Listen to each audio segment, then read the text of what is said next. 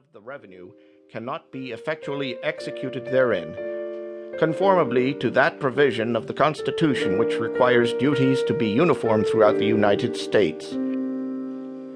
And whereas a combination of persons engaged in such insurrection have threatened to grant pretended letters of marque to authorize the bearers thereof to commit assaults on the lives, vessels, and property of good citizens of the country lawfully engaged in commerce on the high seas and in the waters of the United States.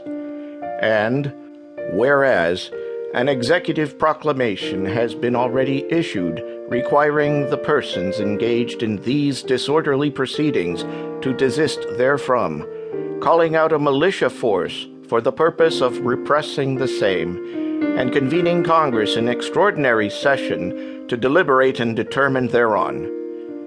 Now, therefore, I, Abraham Lincoln, President of the United States, with a view to the same purposes before mentioned, and to the protection of public peace, and the lives and property of quiet and orderly citizens, pursuing their lawful occupations until Congress shall have assembled and deliberated on the said unlawful proceedings, or until the same shall have ceased, have further deemed it advisable to set on foot a blockade of the ports within the states aforesaid, in pursuance of the laws of the United States and of the law of the nations in such case provided.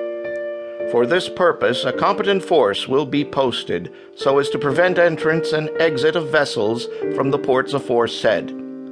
If, therefore, with a view to violate such blockade, a vessel shall approach or shall attempt to leave either of the said ports, she will be duly warned by the commander of one of the blockading vessels, who will endorse on her register the fact and date of such warning, and if the same vessel shall again attempt to enter or leave the blockaded port, she will be captured and sent to the nearest convenient port for such proceedings against her, and her cargo as prize as may be deemed advisable.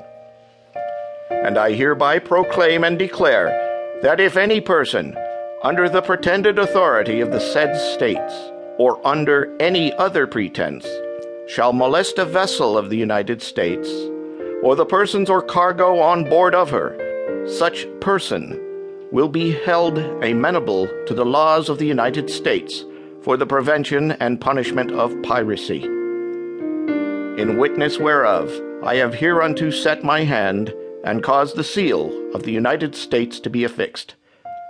Done at the city of Washington, this 19th day of April, in the year of our Lord, 1861, and of the independence of the United States, the 85th. Abraham Lincoln, President of the United States of America.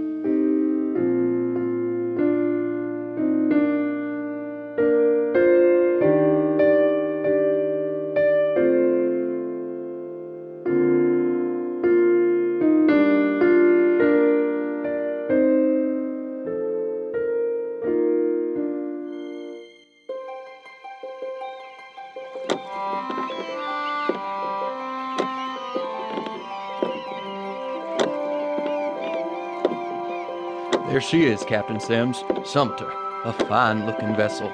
That she is, sir. 520 tons. Built for trade, not war. There's a lot of work to be done before we can begin raiding enemy shipping. Can it be done? I'll make her answer to that purpose. No blockade will keep the Confederacy in port. There, one of your officers just spotted us.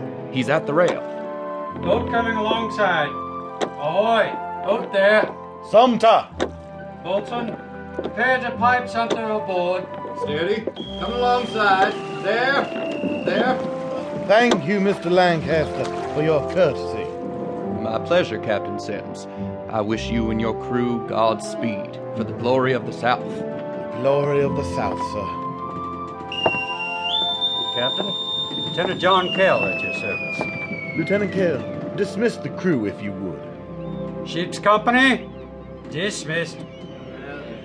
I see the modifications are coming right along. Yes, sir. We are supporting the deck as per your design, so she will be able to hold 5 guns. She'll make 9 or 10 knots. I just hope we finish the overhaul before the war is over. Most people feel we'll beat old Abe Lincoln in just a few weeks.